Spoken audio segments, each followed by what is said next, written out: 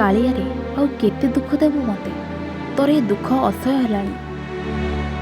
ନା ମୁଁ ସହିପାରୁଛି ନା କହିପାରୁଛି।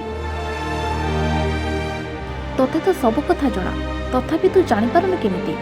ତୁ ତ ଏ ଜଗତର ମଉଡ଼ମଣି, ଆଉ ଏ ଜଗତ ବି ତୋ ହାତରେ ବନ୍ଧା।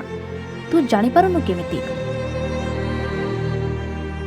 ସମସ୍ତେ କୁହନ୍ତି ତୁ ଚାହିଁଲେ ସବୁ ଅସମ୍ଭବ କୁଆଡ଼େ ସମ୍ଭବପର ହୋଇପାରିବ।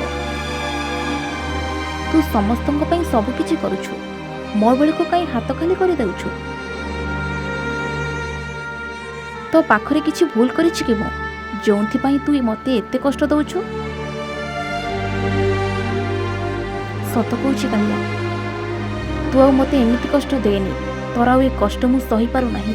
ତୁ ତ ଏ ଜଗତର ରକ୍ଷାକାରୀ, ଆଉ ସମସ୍ତଙ୍କ ପାଇଁ ସବୁ କିଛି କରୁଛୁ, ଆଉ ମୋ ବେଳକୁ ଲୁହ କଷ୍ଟ ଛଡ଼ା ଆଉ କିଛି ବି ଦେଉନୁ।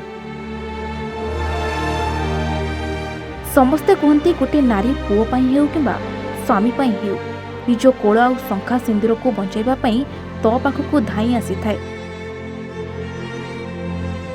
ମୁଁ ତ ତୋ ପାଖକୁ ଆସିପାରୁନଥିଲି ବୋଲି ତୁ କ'ଣ ମୋ ଉପରେ ଅଭିମାନ କରି ମୋ ସହ ଏମିତି କେମିତି କରିପାରୁଛୁ? ତଥାପି ତୁ ମୋତେ ଯେତେ କଷ୍ଟ ଦେଉଥିଲୁ ତାକୁ ମୁଣ୍ଡ ପାତି ସହି ସହି ଆସୁଥିଲି। ହେଲେ ଏ ଯନ୍ତ୍ରଣା ଏବେ ଅସହ୍ୟ ହେଲାଣି, ଆଉ ସହିପାରୁନି। ତୁ ଜାଣିପାରୁଛୁ ନା ନାହିଁ? ମୁଁ ତତେ ହିଁ କହୁଛି, ତୁ ସମସ୍ତଙ୍କ ଦୁଃଖ ବୁଝିପାରୁଛୁ, ମୋ ଦୁଃଖ କେମିତି ବୁଝିପାରୁନୁ? ସତ କହୁଛି, ମୁଁ ତୋର ଏ କଷ୍ଟ ଆଉ ସହିପାରୁନାହିଁ। ତୁ ତ ଦେବତା ଆଉ ମୁଁ ତ ମଣିଷ। ତୁ ସବୁ ଜାଣିବି ମୋତେ ଏତେ କଷ୍ଟ ଦେଉଛୁ କେମିତି? ଆଜି ସେଇ କଷ୍ଟ ଅସହ୍ୟ ହୋଇଛି, ସେଥିପାଇଁ ତ ଆଜି ତୋ ପାଖକୁ ଧାଇଁ ଆସିଛି। ଏଣିକି ତୁ ବିଚାର କରିବୁ, କାଳିଆରେ ଆଉ ଏ କଷ୍ଟ ସହି ହେଉନି। ତେବେ ଦର୍ଶକ ବନ୍ଧୁ ଟିକେ ନଜର ପକାନ୍ତୁ ଏହି ମହିଳା ଭକ୍ତଙ୍କ ଉପରେ।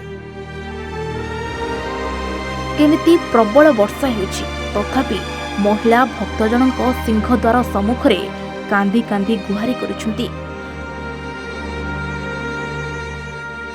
ପ୍ରବଳରୁ ପ୍ରବଳ ବର୍ଷା ହେଉଥିଲେ ବି ଖାତିରି ନ କରି ଦଣ୍ଡ ପ୍ରଣାମ କରି ନିଜର ଦୁଃଖ କଷ୍ଟ ଜଣାଉଛି। ତାଙ୍କ ମନରେ କେତେ ଦୁଃଖ କଷ୍ଟ ଥାଇ ମଧ୍ୟ ସବୁ କହିପାରୁନଥିଲେ ବି ସେ କାନ୍ଦରେ କାନ୍ଦରେ ଗୋଟିଏ କଥା କହୁଛନ୍ତି, କାଳିଆରେ ତୁ ଆଉ ମୋତେ ଏତେ କଷ୍ଟ ଦେନି, ମୁଁ ତୋର ଏ କଷ୍ଟ ଆଉ ସହିପାରୁନାହିଁ। ତେବେ ଭକ୍ତ ମହିଳା ଜଣଙ୍କ କିଏ ତାହା ତ ଆମକୁ ଜଣା ନାହିଁ, କିନ୍ତୁ ଏ ଦୃଶ୍ୟଟି ହେଉଛି ପୁରୀ ସିଂହଦ୍ୱାରର, ଯାହା ସମସ୍ତଙ୍କୁ ବିଚଳିତ କରିଛି। Bureau report A1 Odia.